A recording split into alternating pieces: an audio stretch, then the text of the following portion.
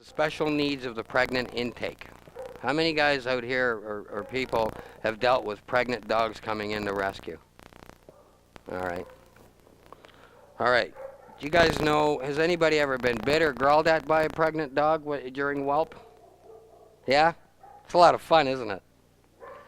All right, I'll give you a situation that just happened to me recently. I co-own a female named Mia that my friend has. She's an imported shepherd. She's an impeccable show dog. He was going to Las Vegas and she was pregnant. And I had her at my kennel for a week inside, doing the one-on-one thing, the whole bit. And this dog has known me since she was 8 weeks old. I'm the guy who got him the dog, and I did all the training and did everything. Anyway, she's in there having her pups. And you got to understand what pregnant females are all about. 3 to 4 days prior to birth, they feel extremely vulnerable. All right, if you notice, is anybody here a dog breeder? Okay. All right. Do you guys notice where you have your females that are normally friendly around all the other girls, the last 4 or 5 days they either withdraw and sit back, or they get that silly look in their face like, who's going to get me next? Or, all right, the vulnerability is there. It's increased tenfold with the rescue intake. Not only vulnerable because of pregnancy, but vulnerable because of the new environment, kind of like Mia. Did you have Nancy? Oh, okay. All right, so getting back to me, I had her for a week. I did everything, the adjustment, everything great. She's whelping her pups. And everything's fine and dandy as long as I touch her. But the minute I touched one of them pups, I got bit. So what do you do with a pregnant intake? The idea is to avoid getting bit. All right. Well, one thing about dogs, unless there is actual visible signs of a problem, is dogs will birth naturally. I mean, let's face it, we've got dogs, and you guys are in rescue, that will have puppies in the back of a car in a junkyard. You ever pick puppies up out of there? How about in the drainage sewer of a ditch? You ever done that? Okay, so we don't need to be in there babying right away, but if you could sit and watch from a distance during birth and just watch, all right? That's the first thing. The second step I do during whelp is that I have a leash on me that is like a noose. Okay, and I'm very careful. If the female is in trouble, I'll take her out of the whelping room to deal with the puppy. All right. On the original intake of the dog when it's coming in, you want to get it to its most, where the whelp is almost immediately. Even if it's 4 or 5 days prior, give her time to adjust in there. Should you guys have other dogs present with a whelp? How about prior to birth? Should she walk through a crate room full of dogs? Well, good. I'm glad you guys understand, because I'm telling you, I've seen some nightmares. I had a person one time that was whelping their family pet, another German Shepherd, the most pleasant dog in the world. They brought the neighbor over. The neighbor's in there peering like this. Oh, nice puppy. As soon as she went to touch a puppy, the lady got it in the face. And the owner was shocked. So again, should you bring anybody in? Now, there's always curiosity. How about children? Should they be there? Well, that's strange, because with my dogs, my kid sits right in the whelping box with me. But that's not a rescue. That's right. And it's my kid. All right. So with the female in whelp, there's an anxiety period during birth, but there's an even more volatile period after. And that's usually within the first 48 to maybe 4 days that the dog is extremely apprehensive. The motherly hormone kicks in. Have you guys ever heard of that? All right, I've watched my females. As a matter of fact, I used to have a Rottweiler that I would breed, and as much as I love that dog, she used to hurt all her puppies under her belly. And if I walk in the whelping room, I was told not to go any further. Okay, so they act real funny. The key is to read them. All right, you don't go in there with hesitation, because you definitely have to help and you got to clean. But at the same time, just stop for a minute and look at the dog. And even though you know the dog, you could have had a pregnant intake for 5 or 6 weeks. Do you think that that is a good, strong bonding period? No, because of the hormonal change too. All right. So just be safe on the pregnant intake. I mean, always take the dog out of the room when you're dealing with the puppies. I do it. I even do it with a lot of my girls. Now, my girls are not going to bite me, but they get all fidgety and all this other stuff. And you don't need that, and then you got to scold a dog. Like, get away from me. I'm cleaning your puppies. Think. Don't do that. All right? So that's basically about the pregnant intake. But what happens if you get a problem? Stuck puppy. Right? Then what do you do? Well, then you got to take your chances. All right? But you can do it in a safe manner. If you have a stuck puppy, what I usually do is take the bitch out and walk her. That helps with the movement. All right? I've had females where I've taken them out where they're stuck, and as I'm walking towards the whelping area, they're having the puppy outside.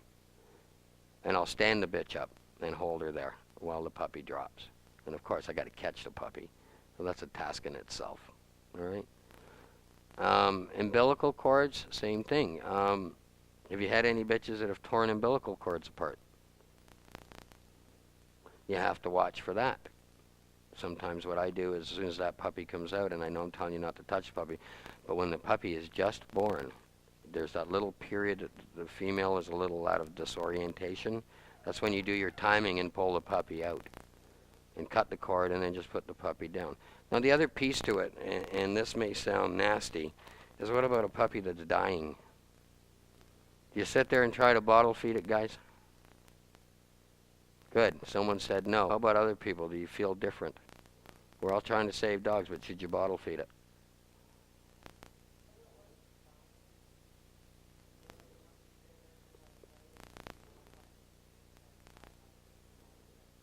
Mm-hmm. In reality, though, have you ever raised a dog that's been bottle fed? Have you seen what happens later on in life? What happens? No, not just that, but some of them have a genetic ailment. Some of them have temperament flaws. That's nature's way of telling you that this dog should not be allowed to live. I'm an adamant believer of it. I mean, if puppies cannot nurse adequately or anything else, you try to help, but in the end of the day, you only prolong the suffering. And everyone's going to look at me saying, man, you are one cruel. You know, I don't do that. I let them pass, or I'll put them out as humanely as I possibly can.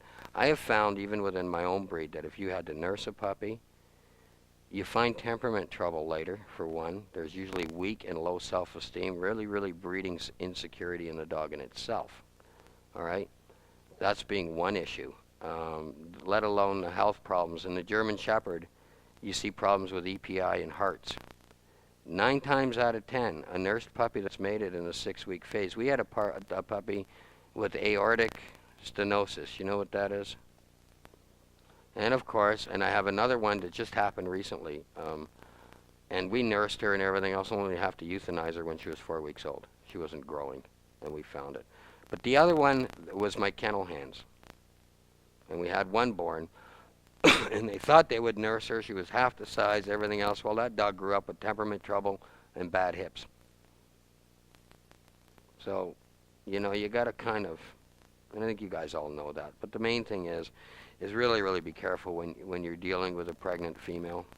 They don't mean to bite. They're just protective over their pups. If you just stop for a second and sometimes talk to her, if you have to pick the pup up, whatever, distract her. Okay? If there's a puppy that's dead in the box, don't even pick it up. Just wait to get her out and then clean it up. Okay? I know it's a gory thing to have a puppy lying there dead, but understand that when you're taking the possession away from that dog dog knows it's dead, but it still belongs to her. And the minute you start taking that out in front of her eyes, you're going to increase her defense mechanism, that you're going to actually have her worry that you're going to be taking pups away next time. The other thing you're going to find, especially with a dog that's in a new environment, is if you're touching the puppies too much, okay, and you're fussing over those puppies too much, I've seen bitches sit there and say, well, now you look after them. You basically have just contributed to the death of 8 dogs. Don't. Let nature take its course. The mother will look after. Your job is in there to just clean. Pick up them newspapers. Well, if I was a breeder, yeah, if I was a breeder, you can ask on the mic. Should we ask it? Yeah, ask. Yeah. What if you have a female dog, what's that is just absolutely first litter, maiden bitch, just absolutely horrified with the puppies? Well, then I have to break it into 2 steps. Okay, the first step is if I'm a breeder, I would never rebreed the dog. Okay, but sometimes the motherly hormone does not kick in. So it's good to have an obedience trained dog or one that you can get to lay on her side. And sometimes, guys, you got to be forceful and then try to put the puppies up holding the bitch down and let them nurse. If you did that over a 3 or 4 day period, as long as you're not making the female defensive, she'll realize and start. Okay, but try to do it with as natural milk as possible. Milk the bitch to bottle feed. Don't go and get goat's milk because the antibodies are not there. At the end of the day, again, you're dealing with rescue. The dog's going to be spayed anyway, and you're going to have to get the puppy spayed. I understand that, but if she doesn't feed, you can try to force feed, like make the puppies eat and hold her down gently. Like literally, I can hold a bitch down on her side and tell her to lay down. All right? Okay? And she'll do it. But with the strange dog, it's kind of difficult. So maybe prior to conditioning, in the sense that you might have this female for 1 or 2 weeks, really bond to her, even if it means ignoring your other dogs for a while, and kind of try to get her to lay on her side. You always think of case scenarios that are going to happen to a dog, not on a good sense. Many people like to hear about the good. All right? I like to think about whatever possibly could happen to a dog in the worst possible way. And then try to condition the dog prior to it happening. All right? Like whenever I raise a dog, I always have the pretense that one day it's going to get hit by a car. It may never happen. Well, you want to know what I teach my dogs to do? And every one of them, and I wish I had it here, is I tape them down to a board. Sideways. Okay? I'll take duct tape and lay my dog sideways and tape her to the board, pick her up and carry her and put her in my car. Guess what? It never happened in 20 years until 6 months ago, and I had to do it. And if it wasn't for that conditioning, the dog would not have made it. Dislocated hip, bruised spinal column, bruised shoulders, and the impact of the accident blew out from her hip right down to the back of her leg, all that flesh. All right? So the first thing I teach my dogs, even a pregnant bitch, is to run to me when you're in distress. Always. So Lala got hit. Wasn't even my dog. It was a dog I just bought. But anyway, she ran to me and laid down. And because of the trusting factor and because of the side thing and doing all the conditioning prior, it was an hour before I get her to the vet. How long does it take for a dog to get into shock? All right. Why do you think dogs go into shock? Right. But what would alleviate the stress? That's right. She's got it. Well, I taped Lala down, okay? Got her in the back of my car, phoned my vet, rushed over. And before we could knock her out to see if there was any surgery, we had to x-ray her first. And it was lucky that it was just a superficial flesh wound. There was no artery damage there, okay? And I'll go a little further about this pregnant female because this is very important. There was no artery damage there, and we didn't use anesthetic, and we popped her hip right back in. 2 hours into it, and the dog doesn't go into shock. Finally, I'd bred this female, and because of the car accident, we had discovered that she had a twisted uterus. Okay, 1 pup born naturally. The second pup was born naturally. There were 4 others in her, and she went toxic. And you guys could believe me or not, but when she was cut open on the table, her heart stopped. And my vet looked at me and she said, she's going to go, and I know, no way. And I walked right up and I literally touched the dog, gave her a hug, and I said, you wake up now, you SOB, because I got 2 pups I got to feed. Guess what? The heart started beating. Okay, as silly or crazy or far-fetched as it sounded, what was it, okay, that made that dog want to wake up, or whatever happened, whatever the course of nature took place, was the reassurance of my trusting presence is what did it before she finally faded. It gave her the kick she needed. Again, this summarizes what we talked about yesterday. What we talked about yesterday. Yeah, leadership, respect, with the final piece of being love. But I'll tell you something, when you have a distrustful relationship, is love as strong as one that's trusting? Does not everybody in this room have to rely on somebody to help them get them through something, no matter how strong you are? Could be a loss of somebody personally. You'll go to your spouse or your best friend and talk to them because you trust them. Well, a dog is no different. Okay? So the alpha leadership is extremely, extremely important. And I always tell everybody when I'm training dogs, because I have to be alpha, I put my heart in my back pocket. Everyone goes, he's talking about love, trust, and respect. And I just put your heart in your back. What's he talking about? Well, I'm a teacher when I'm training my dog, when I'm raising my dog. My love comes from either I can give him a heart this big 24/7 because of misbehavior, or I can sit there and take it away for a while and work with the dog in the objective context, get it into line, but at the end of the day, the heart I give it is this big. And the heart that the dog gives me back is the size of this room. So it isn't what happens today with a dog. You definitely forget about yesterday, but you must always look to tomorrow. There was someone here, and she handed me a picture of a dog that had separation anxiety, and she destroyed the crate. The dog looked like Hannibal Lecter in there, okay? In all honesty. I mean, if you looked at the crate, it's all chained up. I'm going, my God, Silence of the Lambs revisited. 3 days, yes, she used drugs. By all means, she did whatever she had to do to get it to. The dog now stays in a crate. That's about putting your heart away, okay? How many people would put a dog in a crate when you know the crate is a necessity and it's screaming and carrying on, run over and let it out? Who would do it? Nobody? Don't lie to me, guys. Come on. All right. And then how many times when you hear the dog screaming, you walk in there or you're sitting in the room and you feel that broken heart emotion? Well, you know what? The dog picks up on that. I'll tell you something.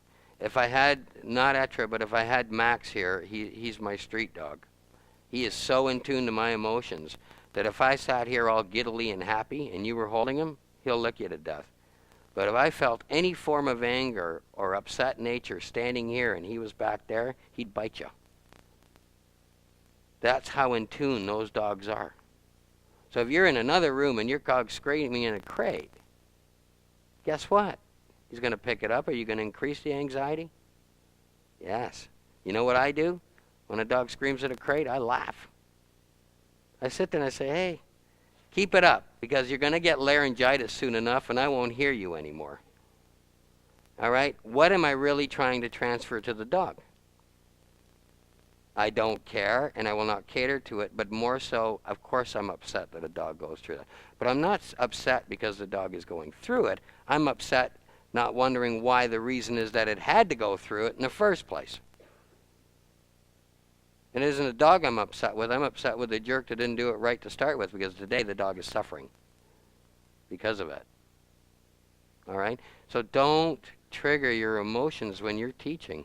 Yes?